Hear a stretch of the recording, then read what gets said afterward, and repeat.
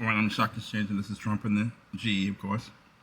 This is on Wolf Blitzer and Van Jones admit Kamala lost debate.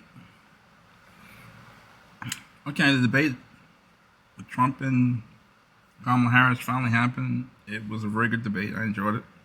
Very entertaining. After the debate, I looked for some comedic relief, and CNN provided it. They never provided any news, so why else would you go to CNN? They were doing a pep rally for Kamala Harris and the Democratic Party, talking about how great she did and how she trumped Trump, and made him look like elder abuse, and she spanked Trump and so on and so forth. But with Blitzer, among all the happy talk, Wolf Blitzer and Van Jones admitted that she lost. Their body language, these people on CNN, Wolf Blitzer, Van Jones, Dana Bash, Chris Wallace, and a token black lady who's always on CNN. They engaged in a bunch of happy talk, but their body language and they gave off cues that she lost. Some of the things they said that gave things away that she actually lost the debate. While they're saying she won, they're giving off cues that says she actually lost. So they speak with forked tongue, smiling and grinning about how she spanked Trump, but then saying other things that admitted that she lost, and she really has no clue of which way to turn. And she can't beat Trump, at least not on the issues. So I'm gonna play I'm gonna play a little back and forth between Wolf Blitzer of CNN and Van Jones.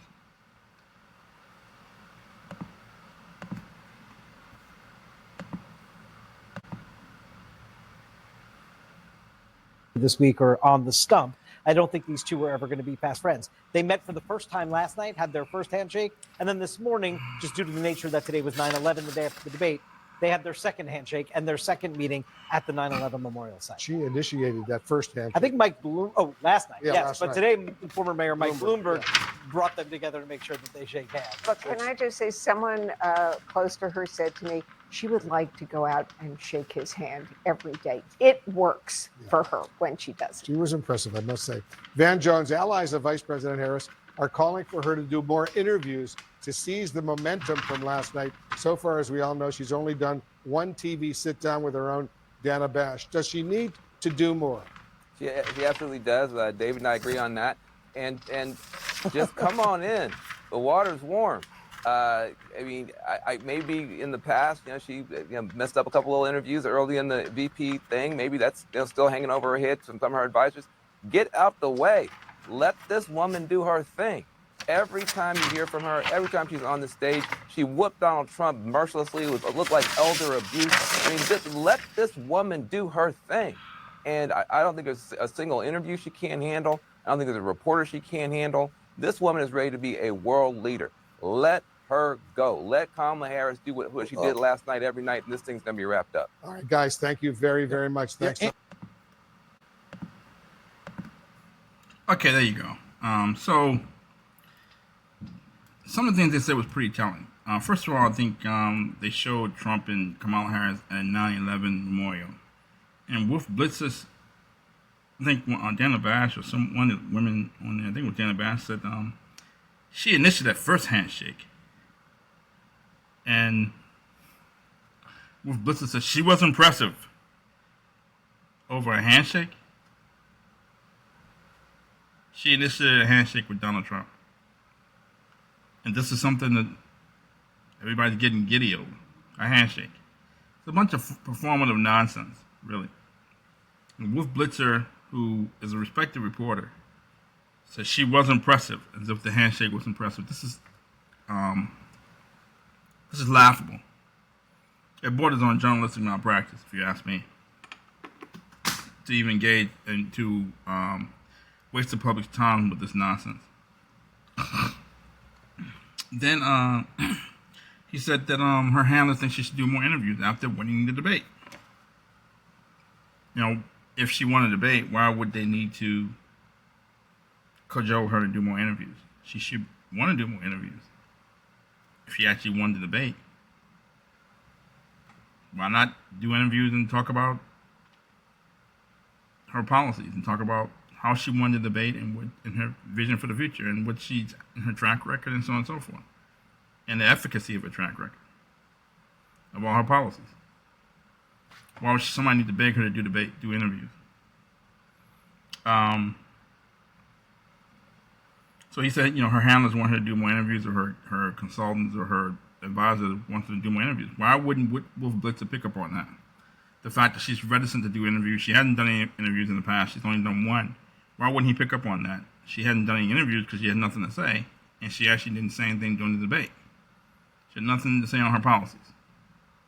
On the critical issues we spoke about on Trump and the GE going into the debate, that Trump would kill her on 4 issues: the economy, inflation, the border, and security. She whiffed on all 4 of those issues. And Trump was on point. He spoke clearly and succinctly, and he looked presidential, and he had a command for the audience and a command for the material. Like a president would. She had no command for any of these issues. None. She whiffed, and she backtracked, and she raised straw man arguments. Why wouldn't Wolf Blitzer pick up on that? Why wouldn't Wolf Blitzer and Van Jones point that out? Or clearly she didn't want to do interviews because she had nothing to say on any of these issues. And, it said that, they want her to have a sit down. Van Jones says, and Wolf Blitzer asked that she need to do more. If you have to ask, then you already have your answer. Instead of doing the interviews or prompting to do interviews, her advisors begged for a rematch with Trump. They asked for a rematch because they know she lost the debate. That's why. Van Jones is going on and on about, come on in, the water's warm. You have to ask a sitting vice president, come on in. The water's warm. Don't be afraid. A sitting vice president who's been in office for the past 3.5 years is scared to come into the water to test the waters. Scared and afraid, she's scared to death. Somebody's going to ask her a question that she may have to answer. A question that's important to the American people. Why inflation? About the runaway inflation? Why are there all these wars during the Biden administration? How did all these 10, 11, 12 million undocumented immigrants get here? Did you bring these migrants here to hopefully garner votes for you? Are you bribing? Are you trying to get voters for yourself because you have no voters in the U.S.? So you're the import voters? That it? She's scared to death somebody's going to ask her those questions. And Van Jones said, let her go. If she won the debate and she's so wonderful, why would they have her on a leash? Why wouldn't they let her go? Or wouldn't she test the waters? Why wouldn't she be out there doing interviews right now? So they say she won, but the cues and the questions they're asking indicates that she lost. And she has nothing to talk about. So, it's just a disconnect. A bunch of happy talk, but there's no follow-up behind it. So, the more Wolf Blitzer and Van Jones and Dana Bash and Jake Tapper and Chris Wallace talk, the more they kind of give away that Kamala Harris lost. And there's nothing she can do to dig herself out of this hole she's in. So, the more they talk, the better it is for Trump.